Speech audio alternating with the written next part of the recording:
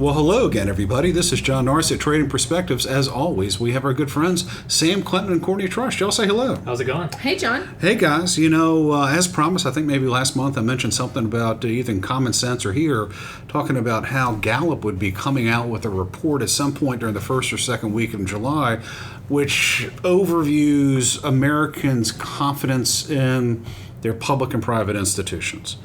And they have recently let it out. A woman by the name of Lydia Saad put it out on July the 6th, 2023. Please go to Gallup's website. The story is called Historically Low Faith in U.S. Institutions Continues, and it outlines a number of different institutions: the military, small business, big business, banks, medical system, public schools, all that stuff. And guys, you know what we found out? Not surprisingly, Americans don't have a lot of faith in anything any longer. And we talked about this kind of last year, and it just seems like nothing's changed, I think is the... Or it's gotten worse. Yeah, but nothing's changed. People aren't optimistic and don't have faith in institutions. Well, I mean, the thing is, here we have it, small business. Same, small business. We talked about this, I think, last year or the year before. Small business is the most widely respected institution in the United States, and only 65% of people have faith or a lot of faith in small business. And it's kind of one of those deals. We have 35% of the population out there that just doesn't like mom and pop stores. Yeah. I know. Why are they hating on them? I don't know, but people would say, hey, the 65%, that's better than everything else. Yeah. Courtney, where I'm from, that was still a D in school. Yes, John. that would D plus maybe, but yes, that would be. It seems like nothing really, for the most part, everything's below 40%. Pretty much everything's below. You have police slightly over 50-50, probably along political lines to some extent. The military probably somewhat, but less so. And then small businesses, I just don't. That's one I don't even. I don't comprehend it. I mean, but here the list. We've been kind of talking about a little bit small business in order. The institutions with which people have the most faith in the United States. Small business comes in first. The military comes in second. The police third. The medical system, the church or organized religion after that. Then the U.S. Supreme Court, banks, the public schools, the presidency, large technology company, organized labor, newspapers, the criminal justice system, television news, big business, and Congress. In that order. And as Sam said, pretty much all of them are under 40%. There's only 3 of them that are above 40%. That'd be small business, as we mentioned, 65%. The military, and oh, how the mighty have fallen, more on that later, that's at 60%. The police at 43%, and then everything else, frankly, is under 35. Yeah. And so that's where we are. And these are seismic, almost sea changes, not just since 2021, which is as far back as Lydia goes in the reports, but going back throughout history. And Courtney, I know that you actually nerded out a little bit. She always calls us the numbers people, Sam. And here Courtney is, she went back to 1979 on some of this to find out what the story is. So what's the story, Morning Glory? Well, yeah, I think there's a lot of different ways that you could look at this information. And to me, I wanted to know, okay, have the items on the top, when you were talking about small businesses or, even the presidency being kind of middle of the road of the items that they had looked at, I wanted to know, like, okay, has, Congress always been at the bottom? Yeah. What is kind of the norm? And so looking at Congress from 1975, that's longer than 79. It is, but that's it's all from the Gallup same website. 48 years ago. Yes, they have. Thank you. See, you are the numbers person still. Yeah. It has roughly been around 30% approval. The highest was in early 2000s when it went to 84% approval rating, which is for the Congress. Yes, which that is was 2001. Roughly, yes, right? yeah, 2000, holy smokes! But that that's kind of makes 9/11, sense with what was going yeah. on in the overall climate. It was supporting anything American, just about. I would assume guess so. everything, everything associated with America probably spiked up. USA, and all that. Well, I think you'll be surprised that that's not conducive to all branches of government at that time, but. It is interesting because that is a clear spike in the approvals, and then it pretty much goes down. And it really has teetered under 20% or around 20% for the last 15 years. And I know that you can't see the graph which Courtney is considering, but you can pull it up. Really is pretty much a straight line, trend line, down to where we are now. And just for grins, Courtney, the Congress has a approval rating of 8%, according to Gallup. 8%. Yeah. Means, well, I mean, I'm Well, and this no one shows math it major, more- but that means 92% of Americans have little faith in our legislature. And that Shocking. is I'm almost more shocked about the 8 who's. I know, yeah. Well, and I think I might have looked at something different, John, because my question says, do you approve or disapprove of the way Congress is handling its job? And that looks more closer to 20% as of right now. But even if you were to say like 8% is the overall, I mean, I will say, I think that in reading this and we can kind of get into my other nerding out, when you think about the Supreme Court, this one did not go back to 1979. It went back to early 2000s, but it had the approval rating at 62%. And that's gone down substantially. It is. So now, obviously, the disapproval percentage is higher than the approval. It's down to 40%.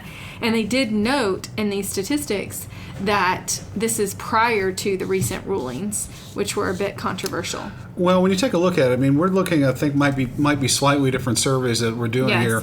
Directionally, still the same.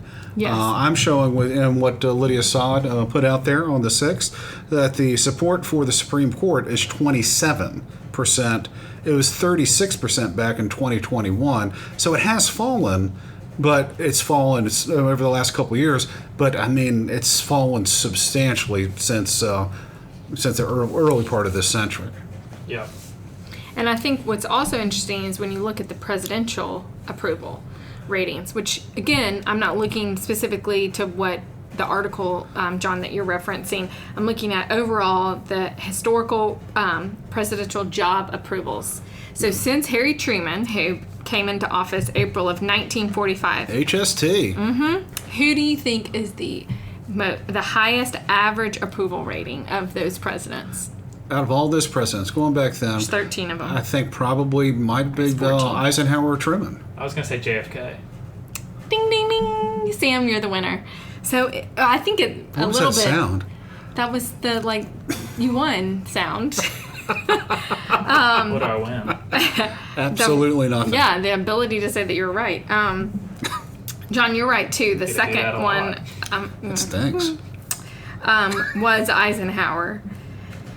And I kind of looked at it So as what was the difference between Ike and JFK? 5%. So I got- JFK you was crushed me. 70%. And, I asked another coworker, and she mentioned that she thought it was going to be Ronald Reagan, which I think a lot of people... Who was that? Nancy thought it would be Ronald Reagan. But he was only 52.8% approval. Still better than Donald Trump, Barack Obama, or George W. Bush. I think this is something you're also going to see directionally. Yeah, well, I mean, if you Well- look at it, other I than...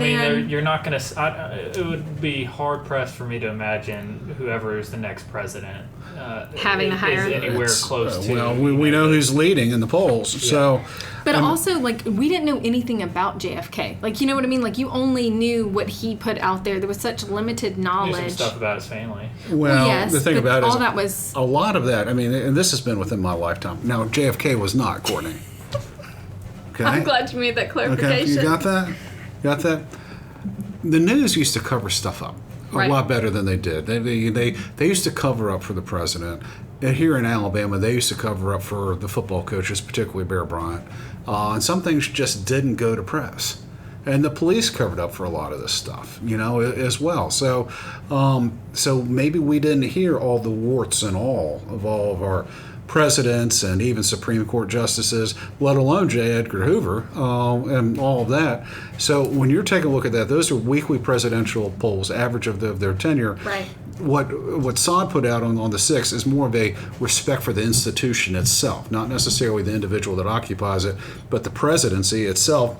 According to Gallup's annual poll, only 26% of Americans still have a lot of respect for the presidency as an office, and that's down from 38% in 2021. And this is the killer.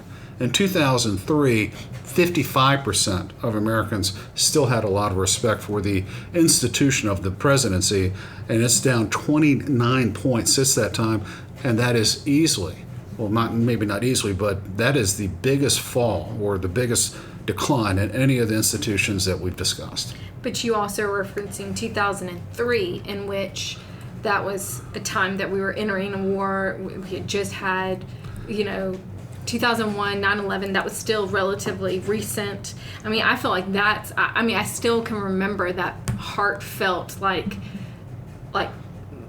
punch to the stomach of watching the Twin Towers fall. I know Sam wasn't born yet, but you were born, but you were 2 or 3. I was 5. Yeah, 5. So okay. Well, You know what I remember? I remember when the tanks rolled into Saigon.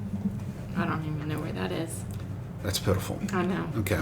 So, but I know where Pearl Harbor happened, even though I wasn't alive. yeah. All right. In 2013. Saigon's Ho Chi Minh. Yeah, Ho Chi Minh City. You just looked that up. No. In 2013, respect for the presidency was 36%. So you're right. In 2003, we had all that stuff, war on terror, people feeling good about the presidency and the Congress. But fast forward 10 years until 2013, it was still 36%, and it's down another 10 points since that time. Right. So why do we think this is? I mean, why are we seeing this level of distrust? And really, you go back in 2003 and just take a look at. We focused on the Supreme Court, Congress, and the presidency, but the military has seen a 22% decline. We've seen the medical system see a 10-point decline. Church or organized religion, 18-point decline since 2003. Banks. Whoa, not surprisingly, 24% decline. Television news, 21% decline. All of it from stem to stern. Really, the only one that has seen essentially no erosion in its public confidence is organized labor. So when we take a look at that, why is we as Americans are feeling so, not necessarily insecure, but so Cynical. negative or cynical on those institutions which are supposed to run our lives and how we conduct our business? Well, I think it's... We should ask the most cynical person of his generation. There you go. Samuel Clement. I'll take it. I think the first one is the democratizing almost of media that we've had over really the last, I'd say 10 years, really. I mean, obviously, I think it's been probably longer, but it's really, really, really ramped up in the last 5 to 10 years and how quickly information gets out there. I mean, even with the Ukraine invasion, Twitter, TikTok, things like that were the best place to get info the second it was happening. It wasn't going to CNN or Fox News or waiting for it to come out in the paper. People are much more aware of things that are going on. And again, your point of, it was a lot easier for media to cover up for presidents, for football coaches, whatever they didn't want to get out, it was probably a lot easier for that to happen. And the second one, something you actually wrote about, and the lack of indoctrination that is really going on in our country, which you talked about it, but indoctrination isn't necessarily a negative thing. No, it's not a negative thing. The connotation is, but really... The word itself is a negative connotation, but if you don't indoctrinate people, how are they going to know what to believe? Right. I mean, children are supposed to be punches. Children are supposed to be sponges. You're supposed to be taught ethics and morals and what your society stands for. That's not a bad thing. Right. It's just the way life is. So you combine that with the fact that people are able to make much quicker decisions, see all the negative sides of things, and it's hard to have, whether it's the president, the Supreme Court, really all these, there's going to be errors along the way that people are making. Yeah. And when you're aware of it all, good or bad, I think there's probably some good to knowing more of it, but that plus the lack of indoctrination, the lack of pride for your country, I think really just erodes the faith in all of these things. Yeah. It's less about the specific thing, whether it's the presidency or small businesses. People just start to trust things less and have faith less. Okay, I think that's what it is. I think people just in general trust less. And I did look up the State of the Union TV ratings because I think it's interesting to me. I think people have kind of just don't care. I think we've all become more individualistic. We just don't care about sometimes the common good. Or there are people who feel like manipulated, like even on Facebook or something like that, like that no one really has the facts, that there's nowhere really to go to get the facts that aren't being skewed or someone trying to manipulate your opinion. So it kind of just feeds off what you were saying, Sam. But going back, so when Clinton was inaugurated, I think that was 1993, that State of the Union had the highest in the last, since Clinton, had the highest ratings of 66.9 And I was trying to see That's what a that's Nielsen out of. rating or the number of actual viewers? I don't know. It's from Statistica. Number of viewers in millions. In millions. So 67 million Americans tuned in, and population's probably 275 at that I was time. gonna say a little less than a quarter. So that's actually that's a lot of folks turning. Yeah. In. So what was it? The And most then- recent one. It was, well, they said in 2023 State of the Union address was watched by about 27.3 million viewers across the United States. I've not one of got them. to tell you, I was not either. I was not one of them. could've cared less. So we've heard a little bit from Sam, and Sam would be the youngest generation here present. Although Right. Courtney would like to pretend that you and her are the same We are age. closer than you and I, John, unfortunately, but Well, that's not unfortunate at all. Trust me. So you don't want to be associated with millennials. And so what are you? What generation? He's Gen Z. So you would probably be the most apt to not experience the same level of indoctrination that I did when I was coming along. I mean, I was taught silly stuff like Washington threw a silver dollar across the Potomac River, that he cut down a cherry tree, and we read stories about Abraham Lincoln reading the Bible in front of the fireplace, and all the stuff about Benjamin Franklin and flying a kite, and that was all part of the lore. And in the 70s, we had these things called, these PSAs would come on during cartoons that would essentially give us a civics class. You know, it's called Schoolhouse Rock, and if you're of a certain age, Schoolhouse Rock. and so you probably don't even know what I'm talking about. Okay, so I'm just a bill. I'm only a bill. Sitting on Capitol Hill. Well, all that stuff. It taught us a little bit about that. I don't see that type of stuff coming down the pike now. Right. So, Courtney, Sam didn't see the same level of indoctrination. Now, what about your generation? Being that you're much older than Sam, did you see the same level of indoctrination? And what do you think your generation is feeling in regards towards our institutions, and frankly, how are you feeling about it being a female compared to a couple males here on this podcast? Yeah, I mean, I do think, I had a lot of respect for the presidency, for Congress, even the Supreme Court when I was in more of the influential years of middle school, high school, college. I mean, that was the time 9/11 happened. It was, we were in war. It was people that I knew that were going on the tail end, but still going to war to fight for the country. So there was a sense of like camaraderie and I think you respect the position even if you don't respect the person or maybe all the decisions they're making, because it's for the betterment of the country as a whole.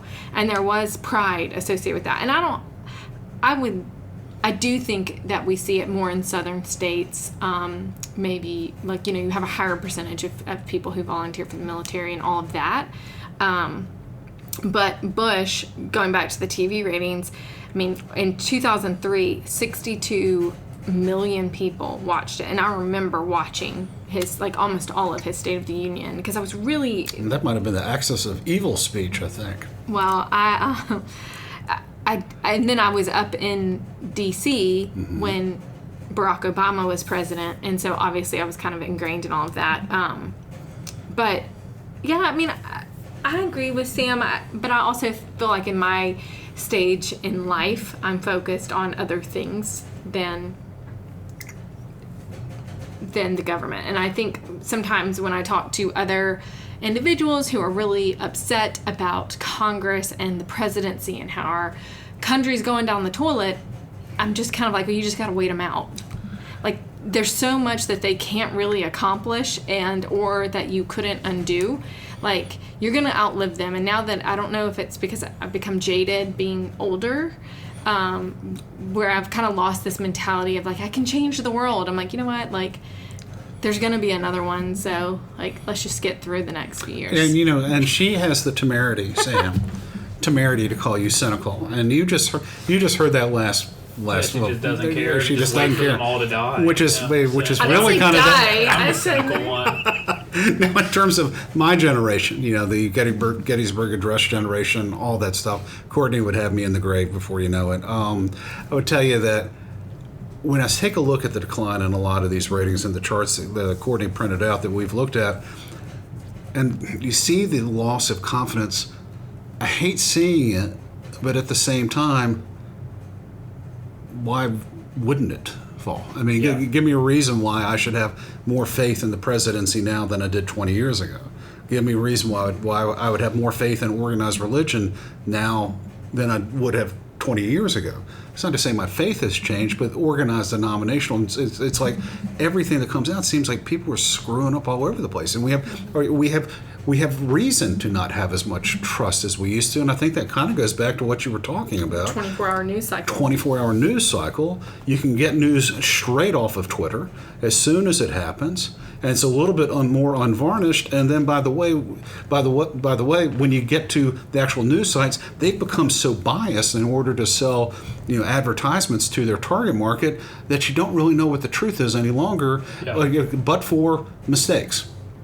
And so, I would say a lot of the technological advancements that we have made us a little bit more worldly and a little bit more jaded and certainly more cynical. However, you are no longer the most cynical of the three of us. Nope. It's the one waiting for everyone to die. Again, I didn't say that. Courtney is the most cynical one of the three of us. Fine, I'll take it on this one. No, this is for good. I mean, Okay. Locking it in. You locked it in. So Final answer. So the final answer, Courtney is cynical. So, I mean, is there really anything else we can say about this other than instantaneous access to information, our leaders not being true leaders, mistakes everywhere that we've seen? The mistakes are everywhere, and where are we seeing like an effort to change it? To change behavior, or to change people's opinions. I mean, to the positive, like. I don't know that one person can do it on their own, but I'm not seeing it anywhere. Okay, that's a cynical statement. Wouldn't you say so? Yeah. So you see, I'm seeing rays of hope everywhere because that's just the way I am. Courtney, I've talked about this plenty of times. Yes. No matter what really trading perspectives. No matter what we do today, what's going to happen? The sun will rise in the east in the morning, right? Yeah. See, that's a positive way of Set viewing the the world. Listen, before we sit around and stare at our navel too much about all this decline in the faith in our public and private institutions, please understand, the United States throughout its history has gone through periods of deficient leadership. We saw it back with Harding, with Buchanan, with the nameless, faceless presidents, and from Reconstruction all the way up to about 1890 or whatnot, a real dearth of leadership in the country. And then something happens where we galvanize ourselves together. Leadership comes back to the fore, all that stuff. Now, in the investment industry, we're supposed to say that past performance is not indicative of future results. Sam, we have to say that. However, the past is also the best predictor of the future that we have, and the past is ordinarily prologue. So while these numbers look awful, I'm pretty convinced that they will not always stay this awful. We just need another, JFK? Ike or even Truman. I mean, my goodness, that might be a step up from what we've currently got.